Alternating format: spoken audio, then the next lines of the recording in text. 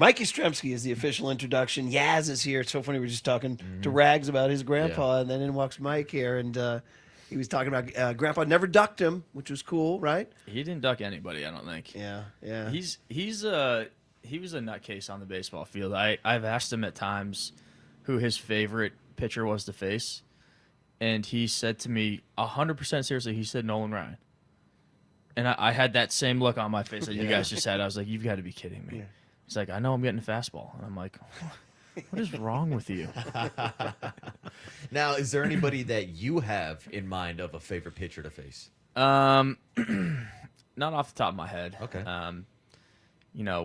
With so much media and how easy that is, you got to keep that to yourself. Right. Days, You bulletin board material. Yeah, early in the exactly. spring. I Yeah, got you. You don't need too much of a target on your back when that guy's holding the ball. I respect them all. Yeah, exactly. But I wanted to ask you about the highlight that we came back in and you facing off against Josh Hader. Obviously, we just talked about a lefty-lefty matchup. What's your mentality going into those kind of matchups, and is that something that you would prefer to do more? I would love to do that. In that scenario specifically, it was a really simple game plan. It was just find a way to get the ball to the outfield. At least score one run, and then the tying runs on second base. I don't remember who was sitting behind me that day, but I knew it was probably a higher leverage matchup than I was in the situation. But I was really happy to have that opportunity and to come through. And hopefully I'll be getting a lot more of them, and we can kind of swing the bat better against lefties as the year goes on. Mike Yastrzemski is the voice you hear, and as I have your bio up in front of me, so it goes to 2019, man. Debuted in 20. So we were kind of joking before we came on the air, but not totally joking. Veteran now. I mean, there's only you, Slater, Webby, guys who played for Boch, going back to the Boch, and then spanned the Kapler, and now Bob Melvin. So is there something to being a 33 now? You've been in the bigs for, this will be what, 1920, about your sixth year, is it? Is that right? Yep. I mean, can I call you the grizzled vet? You can call me whatever you want, but at heart I still feel like a rookie. It's still really cool to put this uniform on every single day, and I don't take that for granted. And that's something that keeps me working hard every day. Is I feel like it was a mentality that I had in college that Coach Corbin set in, was that you do not have a job. You're renting your position. You don't own your home. And that's something that I've held dear to me because it's true. This game's going to keep going after everybody retires and moves on in their life. And I said, if I make it to the big leagues for one day, that's all I wanted. And I was 28 when I made my debut, and I I knew that baseball, you have a slim window to play, and the older I got, the slimmer my window was going to get. So every other day other than that first one was a bonus. So I'm just playing with house money at this point. Now, someone that Murph left off that list is Pablo Sandoval. That's right. What's it been like having him back in the clubhouse, kind of having that reunion back with Pablo?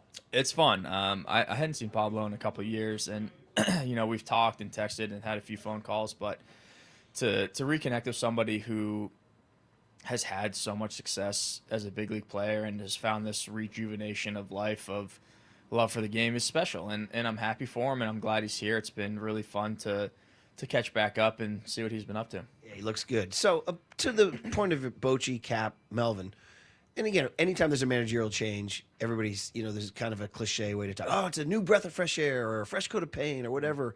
But, not to denigrate the previous staff, but what is the new coat of paint? What is the new voice that you're getting? I know it's early. We've only been here 1 week.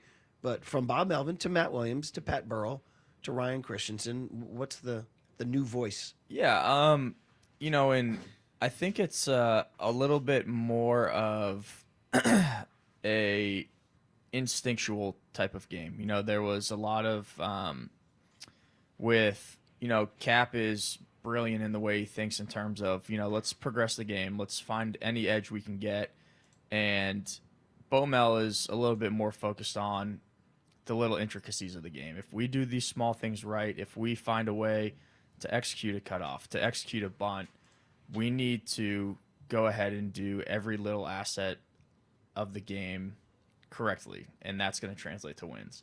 So it's a very detail-oriented, focused group, and it's showing in our work right now.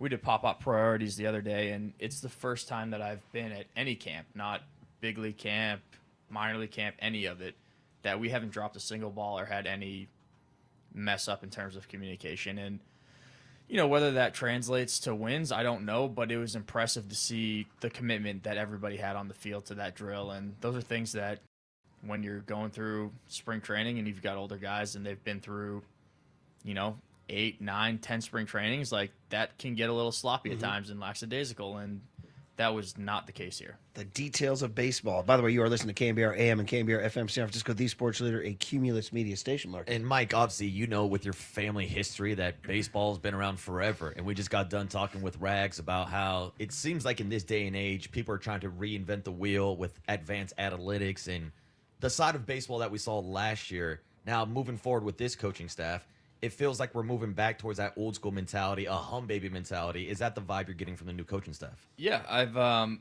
you know, a lot of it I think is on the pitching side too. I talked to Webby the other day, and, you know, Webby knows how to pitch. That's, you know, he's not going to blow you away with 98, 99. He's got great movement. He's got great command, and that's what makes him elite. And they've kind of taken that approach in their bullpens, it seems like, where they're kind of taking the iPad away, where guys don't get to check their spin rate every pitch. They don't get to check their velo on every pitch, and they have to learn to make adjustments on the fly, because when you're out on the mound, you don't have that opportunity. You don't get to look at one pitch and say, oh, you know, like how did I, you know, not get that called strike or something like that? What was the shape wrong there? How do I fix this? It's like, you got to pitch. You got to go out and compete, and how do you make your own adjustments on the fly and know your arsenal so you can give the team your best effort every day?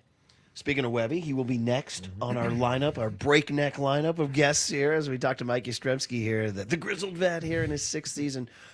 You're in right field, and you look to your right, and there's a Korean superstar who can't cross the street in his home nation without getting mobbed. He's stylish. He's got a little panache. He's got some humor, sizzle, everything. Your Jung Hoo Lee experience so far. Fantastic. I'm a big fan. I've been working on trying to work on one Korean word each day. What do you got so far? The most important thing that I was thinking about was I was asking him how to like say basically like relax, easy, like if he's running towards the wall or whatever. I got it. And he gave me shipta. Shipta.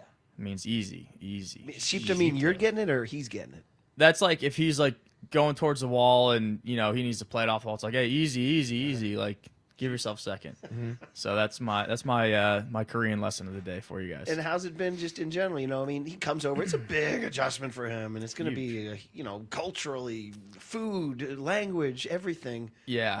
So how do you guys go about making him feel welcome? I think Farhan put it best, and just saying like we got to try and make him comfortable. Maybe Bomel said it too. They both spoke on, you know, there's going to be an adjustment period, but as long as he's comfortable in the clubhouse, doing his work on the field, making him feel welcome, because he's a part of this team just like anybody else, and he's full of life, he's fun, and he really wants to be around the guys, which I think is so important. He wants to get to know his teammates, he wants to go out and get dinner with guys, and just be around as much as he can. So to be able to experience that sort of enthusiasm to be here is great. And I think that's something that a lot of fans don't think about too much, whether there's a language barrier or a different style of culture or a different style of baseball that was being played out in Korea. But with baseball being such a global game, like there could be an opportunity this year where it's you, Jung Ho Lee, and Luis Matos in the outfield, and that's 3 different languages. So how much does that play into defensive strategies and that communication? Well, baseball's the common language, right? We all understand baseball, and that is the best part about it. And the more you get to play with someone, the more familiar you get with their range, where they like to play, how they like to do things. So honestly, I think the best thing is just going to be getting out there and playing together. And, you know, I've actually just been watching him a lot, the way that he works in the outfield, and he is so smooth, and it's a thing of beauty to watch. So I'm learning things from him just by watching. I don't even necessarily need to talk, but I'm paying attention to his reps when we're hitting BP and he's shagging, so I'm getting a feel for his range, whether he can, you know, whether there's going to be a ball in the gap where my thought turns into, you know, how do I help him versus how do I have to go get this ball. So it's going to be an adjustment, but I think he's going to be a spark plug for us. Well, that's exciting, yeah, for sure. And then in general, on terms of what you guys can accomplish as a team, We've asked this a few times about the Dodgers, and excuse me, yes, I'm emotional about the Dodgers. Obviously, there's nothing more to be said about what they're doing in terms of the money they're spending and the superstar power they have. Is it enough for you guys to say, hey, listen, there's 6 spots in the National League playoffs. All we need is one of them. Or is it more like, no, screw that. We're trying to win the West and beat the Dodgers. I mean, how do you guys balance your goals versus the behemoth out there? Well, it's interesting because you look at the way the playoffs have worked the last couple of years, and it's almost an advantage to be in the wild card spot, to not have those 4 days off where you're sitting around not playing and you stay in rhythm. However, I don't like having a smaller goal. I don't think that makes a whole lot of sense to strive for. I don't think we should be striving for, like just winning a wild card spot. I think we should be striving to win the division, because at this point everybody's got the same chance, and you can spend as much money as you want, but the game of baseball does not care about your money. It cares about who scores the most runs and who gives up the least runs. And I think if we keep our goals focused on winning as many games as possible, trying to win the division, then if you just miss that expectation, then you're still in. But if you set your goals to just get in and you barely miss your goals and you barely miss your expectations, then you miss out on the playoffs. So I don't like shifting the focus to just get in. Now, would we be happy with getting in? Of course. Everybody just wants the chance to win the World Series. But I think that shift of focus is, a little bit off path of what we actually want to do. Now, when it comes to you personally, where are you at right now health-wise heading into the season, and what are your expectations? I feel great. I had a little setback with a little small shoulder impingement, so it was just, lifting was great, hitting was great, throwing just didn't feel great. So got into PT and did a lot of work on that front. So my mindset right now is I'm good to go. I've got some boxes that I have to check in terms of some throwing progressions just to be extra cautious so we're not dealing with this all year. So, my mindset is just let me go. And, I've just got a few boxes to check, and then we'll be right back in there. And then we have to ask you, and you can handle it any way you want, but man, it seems like the story in the nation is uniforms, see-through pants.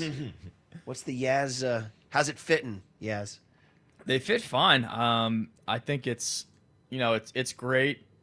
You say the saying is there's no bad press, right? There's no bad media spotlight. So I think it's great that it's bringing attention to baseball, to people that may not be into baseball. And you have this let's say you're into fashion, and all of a sudden you see these uniforms and you're just talking about it. And so like word of mouth is just talking about baseball, which is great. Get some more people involved. And if somebody starts watching baseball because they want to make fun of the uniforms, or they want to say, oh, this is how they should adjust them, this is what they should do, then if there's more eyes on the game, then great. I was once told I had to write a negative high school football story when I was covering preps, and I said, "I'm sorry, I have to write this negative story." And the coach said, "That's cool. The only bad press is an obituary." That's what he said. Exactly. Yeah. So let's just keep talking about it. Everybody's got Let's an opinion. talk ball. That's great. Yeah. Let's talk pants. Yeah. All right, we got to let you go. Webb's coming, but I saved it to the end, man. My condolences on the end of the hoodies run. This is Mr. Patriot here now. Yep. Yes, I know. You guys have fallen off the map, buddy. You had a good run, though, kid. Yeah. I still live in the Brady era, and I'll never leave it. But it was a tough fall for me. It was hard to turn the games on past the third quarter.